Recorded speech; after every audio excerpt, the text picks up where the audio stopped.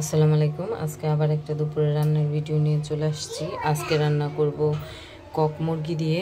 এটা গ্রাম থেকে আনা, এটাকে বেল আলু বলে। ওই আলু দিয়ে কক মুরগি দিয়ে রান্না করব। আর হচ্ছে পুঁটি মাছ ভাজবো, আর করলা দিয়ে আলু দিয়ে ভাজি করব। আর এখানে পেঁয়াজ কাঁচামরিচ কেটে রাখছি। আর আজকে এখানে জিরা গরম মশলা বেটে নিচ্ছি, আর শুকনো মরিচ বেটে নিচ্ছি।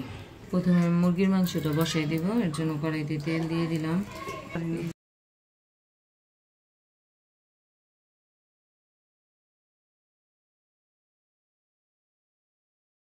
পেঁয়াজটা ভাজা হয়ে গেছে, দিয়ে দিলাম আদা রসুন বাটা। এটা গরম মশলা আর জিরা বাটা আর হচ্ছে মরিচ বাটা।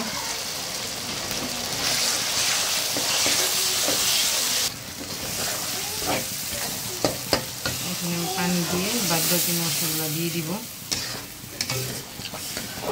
স্বাদমতো লবণ, হলুদ, ধনিয়া পাতি। এখন মশলাটা ভালো করে কষাই নিব। মশলা কষানো হয়ে গেছে, তেল উপরে আসছে, মশলাটা ভালো করে কষাই নিচ্ছি। এখন ধুয়ে রাখা মাংসগুলো দিয়ে দিব। যে আগে মাংসটা কষাই নিব। শুকনো মরিচ মাঝখান দিয়ে ছিঁড়ে দিলাম। পেঁয়াজ কাঁচামরিচ খালি। ধুয়ে রাখা করলাটা দিয়ে দিব। দিয়ে দিলাম লবণ, দিয়ে দিলাম হলুদ।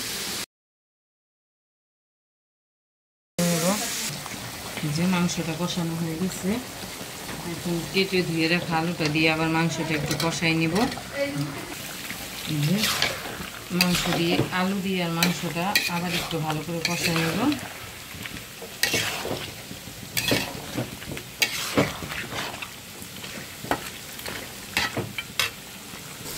এই যে করলা ভাজিটা হয়ে গেছে, এখন আমি নামাই নিব।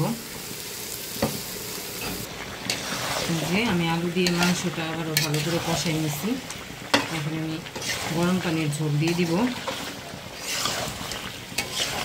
যে দিয়ে দিলাম গরম পানির ঝোল।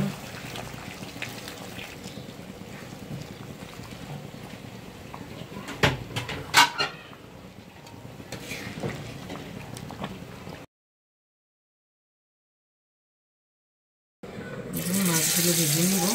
তেল গরম হয়ে গেছে, সব দিয়ে দিচ্ছি আমি ভাবে করে সবগুলো ভেজে নিব।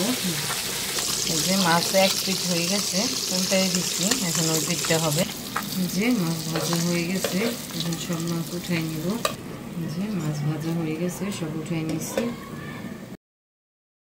এই যে আমার মুরগির মাংসটা হয়ে গেছে, এখন মুরগির মাংসটা নামাই নিব। আলুটাও একবারে সেদ্ধ হয়ে গেছে।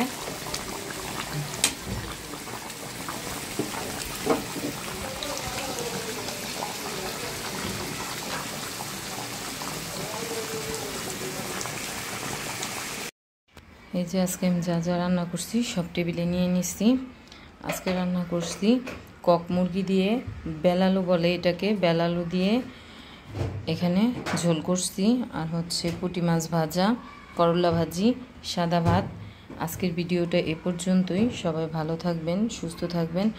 আমার ভিডিওটা পছন্দ হলে আমার চ্যানেলটাকে লাইক, কমেন্ট, শেয়ার এবং সাবস্ক্রাইব করে দিবেন। ফেসবুকে দেখলে ফলো দিয়ে দিবেন। আল্লাহ হাফেজ।